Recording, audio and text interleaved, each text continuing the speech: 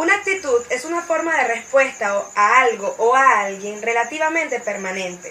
Las actitudes son aprendidas, por lo tanto son diferenciados de los motivos biosociales como la sed, el hambre, el sexo, que estos no son aprendidos. Las actitudes tienden a permanecer en el tiempo. Según Facio, en 1992, lo define como una asociación entre el objeto y su evaluación.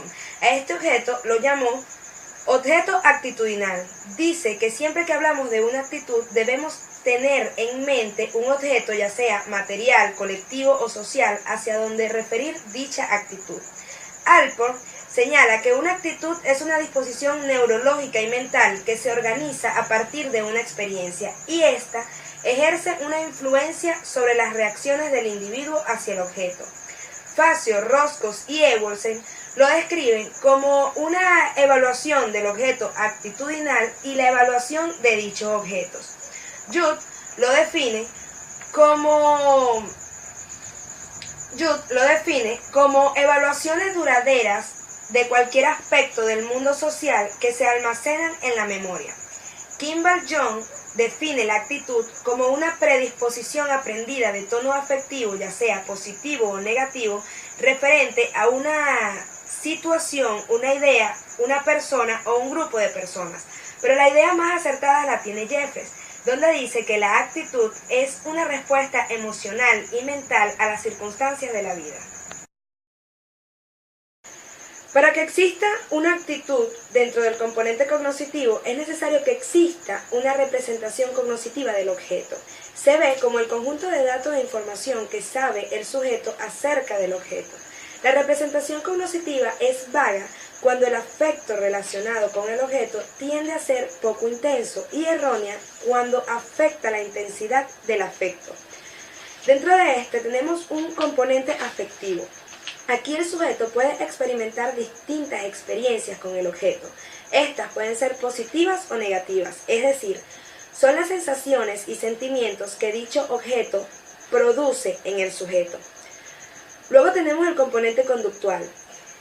En este componente existe una relación actitud-conducta más las variables que intervienen. Es la tendencia a reaccionar a los objetos de una manera determinada.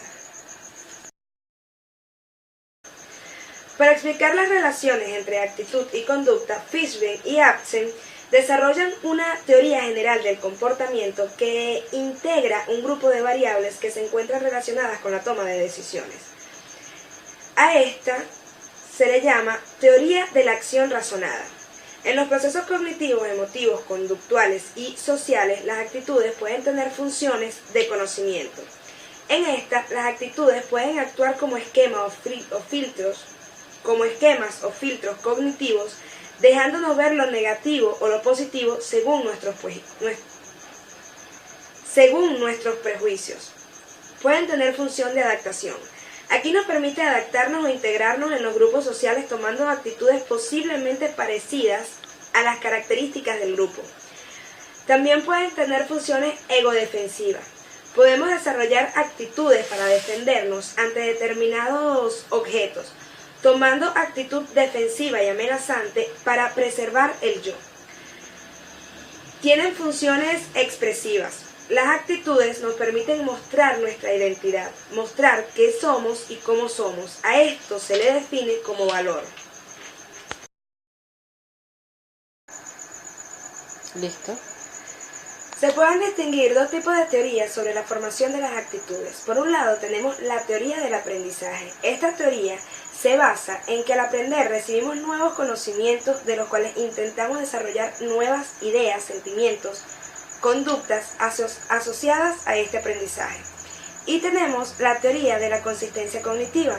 Esta teoría se basa en el aprendizaje de nuevas actitudes relacionando una nueva información, es decir, en base al conocimiento se desarrollan conductas compatibles entre sí.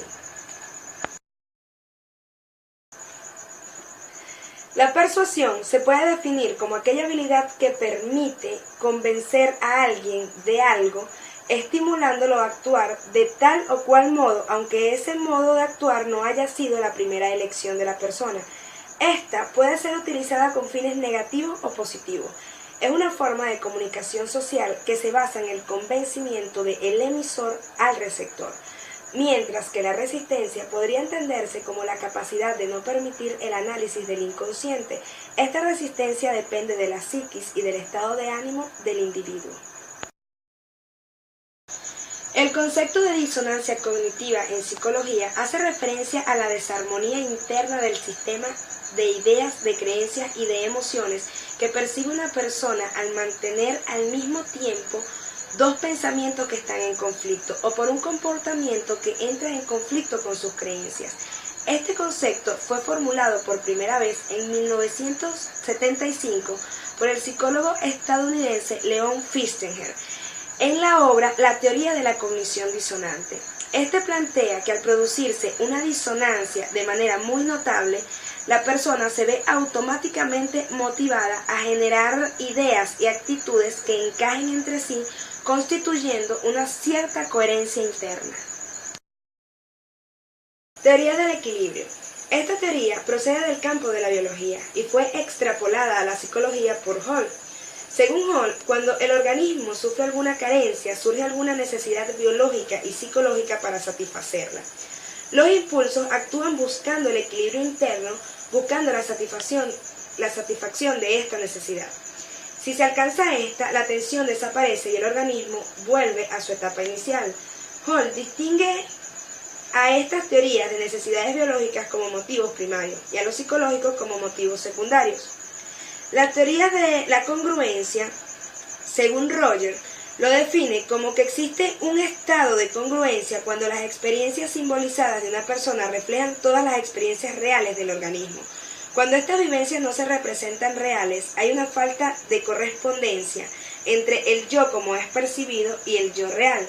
Cuando el autoconcepto es congruente con las experiencias del organismo, la persona está libre de tensión interna y es adaptada desde el punto de vista psicológico.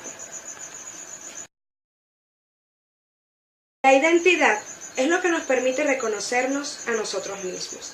Y la identidad personal es todo aquello que nos define como individuos.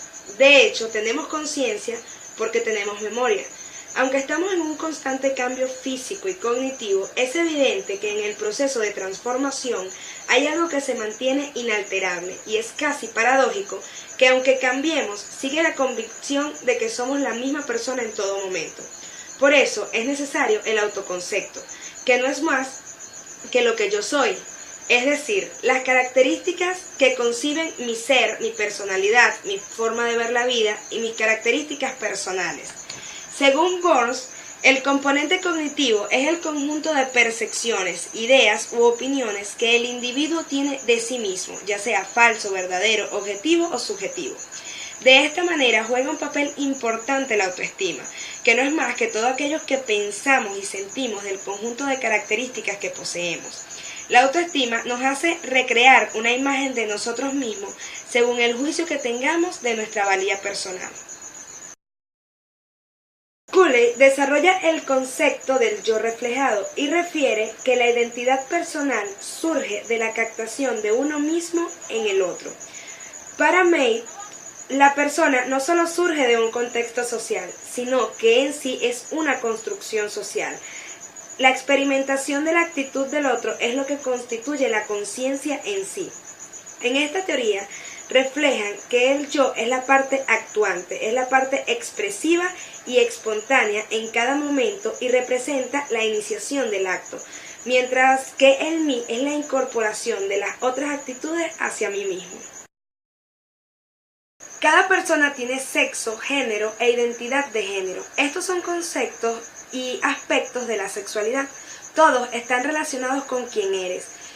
Todos son distintos, pero también están asociados. El sexo es biológico, incluye nuestra composición genética. El género se refiere al estado biológico, social y legal que nos identifica como hombres o como mujeres. La identidad de género hace referencia a cómo nos sentimos con respecto a nuestros géneros. Algunas personas descubren que su identidad de género no coincide con su sexo. Estas personas pueden identificarse como transgénero. Los estereotipos pueden causar un daño desigual o injusto debido al género de una persona, y esto se denomina sexismo.